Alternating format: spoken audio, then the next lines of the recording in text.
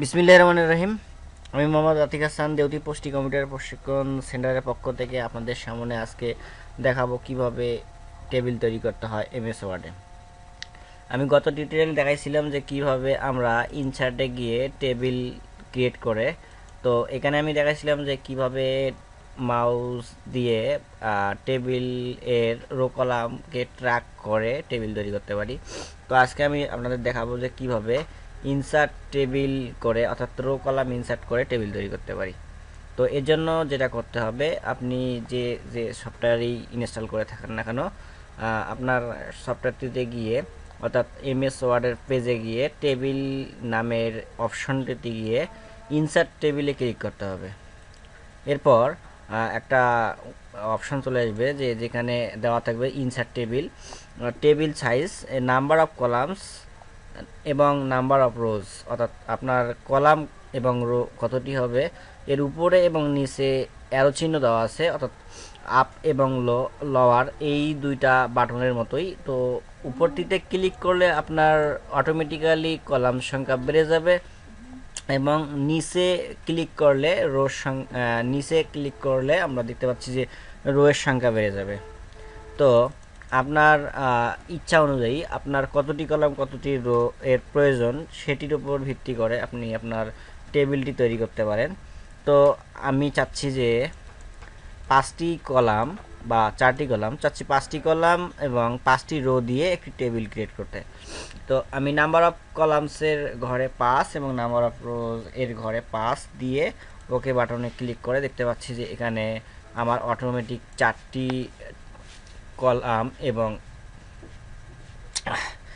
Column এবং 5টি rho দিয়ে একটি টেবিল ক্রিয়েট হলো।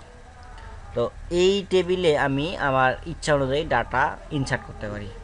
সাপোজ আমি এখানে দিলাম নেম, এখানে দিলাম রোল, তৃতীয় নাম্বার কলামে দিলাম সাবজেক্ট, কয়টি নাম দিলাম সাপোজ ইংলিশ, এখানে দিলাম ম্যাথমেটিক্স,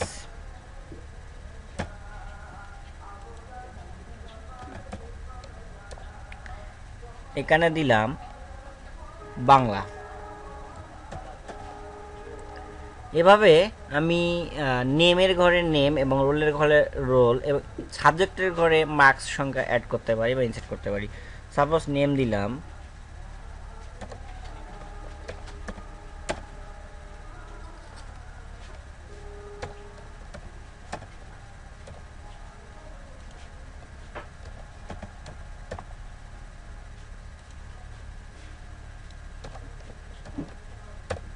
এবং রোলের কলামে রোলের ঘরে আমি রোল দিচ্ছি।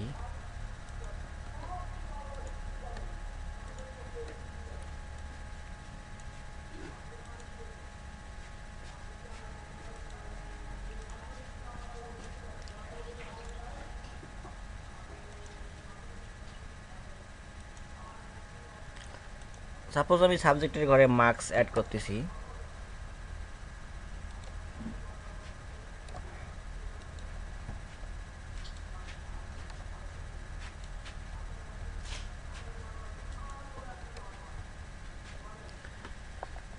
তো এই অবস্থা দেখা যাচ্ছে যে ইংলিশ সাবজেক্টটির পূর্বে অর্থাৎ ইংলিশের যে কলামটি আছে এই কলামটির সামনে অর্থাৎ রোল এবং ইংলিশ এই দুই কলামের মাঝামাঝি আরেকটি কলাম হতো যেখানে একটি সাবজেক্ট থাকতো, যে সাবজেক্টের নাম হচ্ছে ফিজিক্স।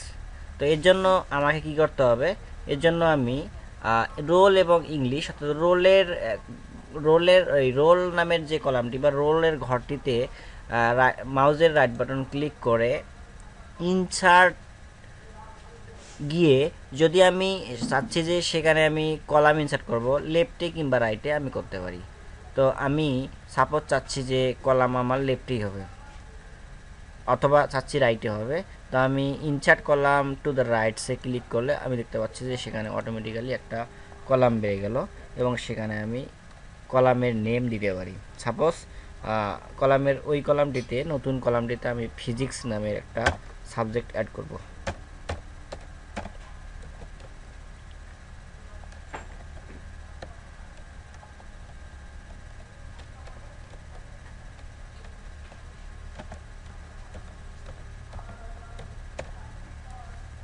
দেখতে পাচ্ছি যে আসলে আমার কলামের এবং রোয়ের সামঞ্জস্য ঠিক নেই, অর্থাৎ সাইজের কারণে আমার কলামের ডেটাগুলো এলোমেলো হয়ে যাচ্ছে। এজন্য আমি টেবিলটিকে একটু বড় করে দিতে পারি। এখন দেখা যাচ্ছে যে আমার টেবিলটিতে যে ডাটাগুলো আছে সেই ডেটাগুলো এখন সুন্দর করে সাজানো আছে। তো এভাবে আমরা একটি টেবিল তৈরি করতে পারি রো এবং কলামের সমন্বয়ে।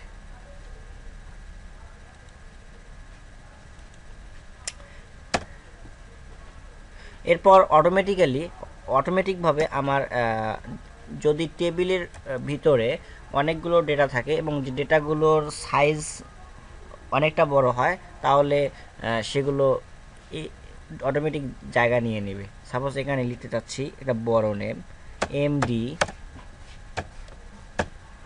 রহমান আলী। তো এই ক্ষেত্রে দেখতে পাচ্ছি যে আমার টেবিলের সাইজটি বেড়ে যাচ্ছে, এই ঘরটি, এই স্কোয়ার ঘরটি বেড়ে যাচ্ছে। তো এইটিকে যদি আমি আরও এক লাইনেই লিখতে চাচ্ছি, তাহলে যেটা করতে হবে সেটা হচ্ছে যে আমার ওই কলামটিকে ট্র্যাক করে সামনের দিকে অথবা পিছনের দিকে বাড়াইতে হবে।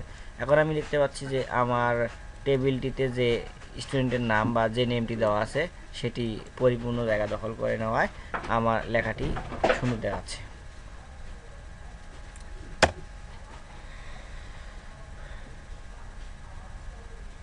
তো আজ এই পর্যন্ত। আগামী টিউটোরিয়ালে আমরা দেখব যে কিভাবে টেবিল ড্র করে আমরা আমাদের ইচ্ছা অনুযায়ী আমাদের যেভাবে টেবিল তৈরি করলে আমাদের রো কলামের উপর কোনো ইফেক্ট পড়বে না, অর্থাৎ আমাদের ইচ্ছা মতো আমরা রো কলাম তৈরি করতে পারবো। সেই টেবিল আমরা অবশ্যই আগামী টিউটোরিয়াল দেখার চেষ্টা করব।